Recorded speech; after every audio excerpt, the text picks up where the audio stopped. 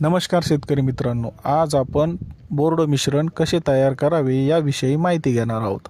आपल्याकडे ॲग्रीकॉन कंपनीचे fast copper हे बोर्ड मिश्रण आहे। आपल्याला सर्वप्रथम 2 ठिकाणी 5-5 लिटर पाणी प्लास्टिकच्या बकेटमध्ये घ्यायचे आहे। पहिल्या 5 लिटर पाण्यामध्ये या पॅकेटमधील कॉपर सल्फेट म्हणजेच मोरचूत टाकायचे आहे आणि दुसऱ्या 5 लिटर पाण्यामध्ये चुना 400 ग्राम हा व्यवस्थित ढवळून घ्यायचे आहे। दोन्ही द्रावण ढवळणं झाल्याच्या नंतर आपल्याला एकत्र करायचे आहेत। एकत्र केल्याच्या नंतर आपले बोर्ड मिश्रण हे रेडी झालेले आहे। यामध्ये आपण सरासरी 100 ते 125 झाडाला बोर्ड पेस्टिंग करू शकतो।